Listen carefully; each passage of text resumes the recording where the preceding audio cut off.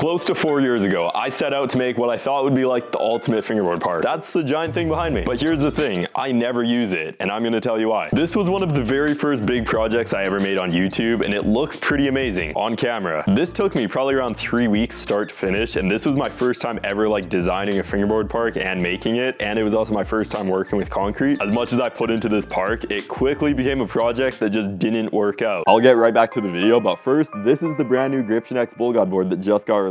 This board comes with everything you need, and my favorite part about it is the graphic can actually not be flipped upside down. This fingerboard is limited edition, so go get it while you can. So the reason I'm actually talking about this park is because I do see people make fingerboard parks pretty much out of the same stuff I used to make this. And I want to tell you guys pretty much every mistake I made with this park so you guys don't make the same mistakes. The first thing I'm going to say is take your time with actually designing the layout of the park, because it doesn't matter how good you are at actually making the park. If the design is bad, it's not going to flow. And that was definitely the first mistake I made. The concrete on this park is pretty much shaped all around styrofoam, so before I actually put the concrete on, this is pretty much all foam. With that being said, I pretty much had no plan of what I actually wanted the park to look like before I actually started making it. I started just with a cube in the middle and then pretty much shaped everything around it, and that was kind of just not a good idea. Because of the poor layout, that also means a lot of the space is just like unusable flat ground. A lot of the features actually do work pretty well with how they're positioned, but there's definitely a lot of stuff that could have been way better. Another mistake on this park was the type of concrete that I used. If you've ever looked for concrete, you know that there's a lot of different types. The stuff I used for this doesn't have any big rocks, but there is sand in it. Sand is actually good for strength in concrete, but it makes it really difficult to get everything like super smooth. So when you actually end up fingerboarding on this, it's definitely not super smooth. I actually really don't mind how this does feel,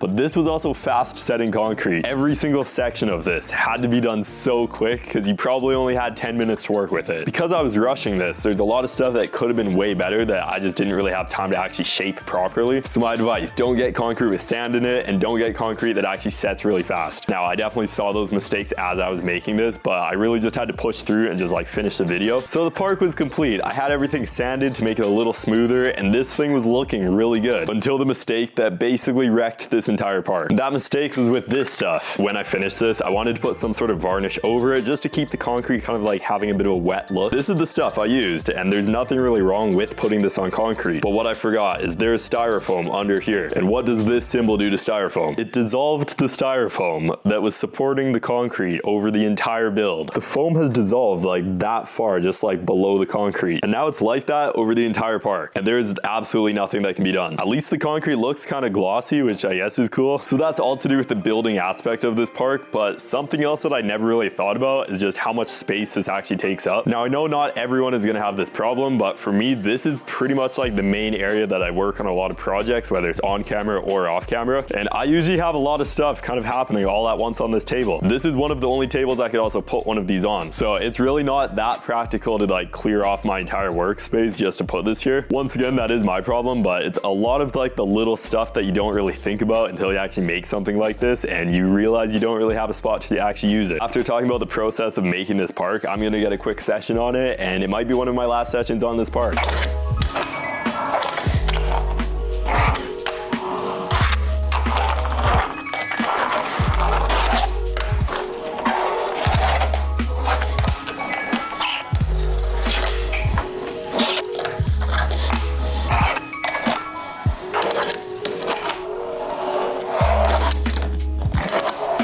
So yeah, it's safe to say this definitely did not turn out exactly how I wanted it to, but it was definitely a really good learning experience as well. It was still enjoyable to make this park, and it turned out to be a good video as well. But sometimes you build something with all the right intentions and it just doesn't really work out how you want it to. But that's very much part of just how this sort of thing goes. That is why I never use this park. Now, if you want to build a concrete park, I don't want this video to make people think that they just shouldn't even try and make a concrete park, because these still function like pretty well. Just don't make the mistakes that I made 4 years ago on this park. I think in the future, I'll probably make another one of these, and I'll learn from everything I did wrong with this, and it'll actually be a good park. I appreciate you guys so much for just the support on the channel and just watching my content. I basically read and see every single comment left on my channel, so if you drop a comment, I'm gonna see it. Thank you guys so much for watching this video, and I'll see you in my next one.